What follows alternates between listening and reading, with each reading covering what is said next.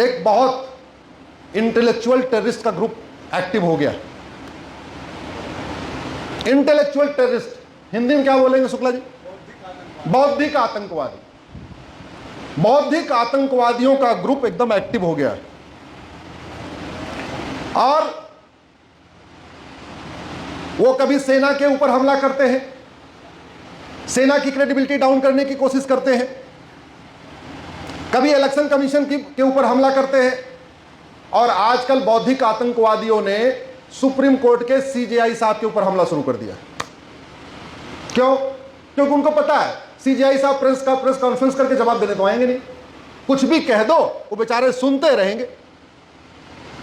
और ये बौद्धिक आतंकवादी कौन है? ये बीजेपी से लड़ते लड़ते हार गए, बीजेपी से नहीं जीत पाए, तो आजकल इन्होंने चुनाव आयोग, सुप्रीम कोर्ट और सेना के ऊपर हमला शुरू कर दिया। ये बौद्धिक आतंकवादी कौन है? मोदी जी से नहीं लड़ पाए इसलिए सीजेआई से लड़ना शुरू हो गए।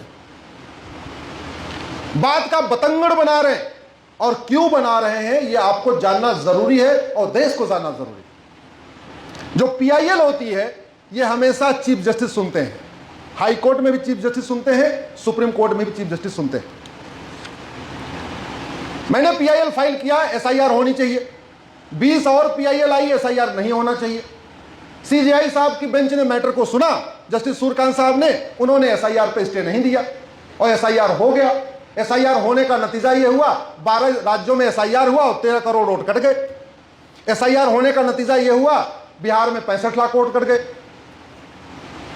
कलकत्ता में बंगाल में 92 लाख वोट कट गए। अब बिहार में क्या हुआ? एनडीए और यूपीए के टोटल वोट में डिफरेंस 35 लाख वोट का है और वोट कितना कटा? 65 लाख। अब यूपीए वाले कह रहे हैं कि अगर हमारा फर्जी वोट नहीं कटता 65 लाख तो हम जीत जाते। ये बौद्धिक आतंकवादी किससे परेशान है कि बंगाल में टीएमसी और बीजेपी के वोट में 30 लाख का डिफरेंस है, और ये 30 लाख का डिफरेंस तब आया जब 92 लाख वोट कट गया। अगर ये 92 लाख फर्जी वोट रहा होता तो बंगाल का चुनाव परिणाम कुछ अलग होता। अगर बिहार के में 65 लाख फर्जी वोट रहा होता तो बिहार का चुनाव परिणाम कुछ अलग होता।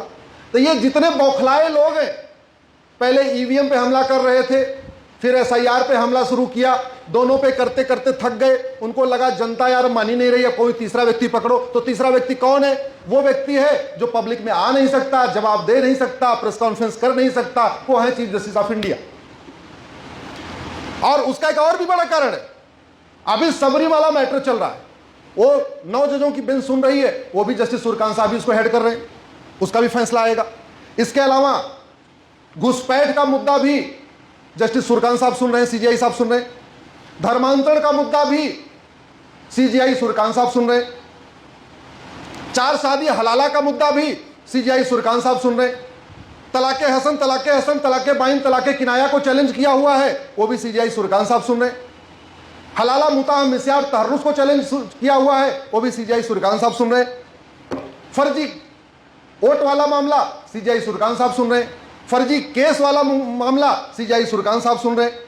ड्रग कारोबार 1 लाख करोड़ का चल रहा है, वो मामला भी सीजेआई सूर्यकांत साहब सुन रहे हैं। वक्फ बोर्ड को हमने चैलेंज किया हुआ है कि 40 लाख एकड़ जमीन पे कब्जा करके बैठा है, ये जमीन छोड़नी चाहिए, वो मामला भी सूर्यकांत साहब सुन रहे हैं। हमने कहा था पीआईएल की भारत में सीए होना चाहिए, उसके बाद कानून आ गया है, लेकिन नए कानून को भी चैलेंज कर दिया गया, वो मैटर भी सूर्यकांत साहब सुन रहे हैं। हमने कहा मठ मंदिर को फ्री करो, वो मैटर भी सूर्यकांत साहब सुन रहे हैं। वो इसलिए सुन रहे हैं, आपको लग रहा होगा सारे मैटर वही क्यों सुन रहे हैं? अरे सारे मैटर इसलिए सुन रहे हैं जो पीआईएल सीजेआई ही सुनते हैं, वो हाई कोर्ट में भी चीफ जस्टिस सुनते हैं, सुप्रीम कोर्ट में भी चीफ जस्टिस।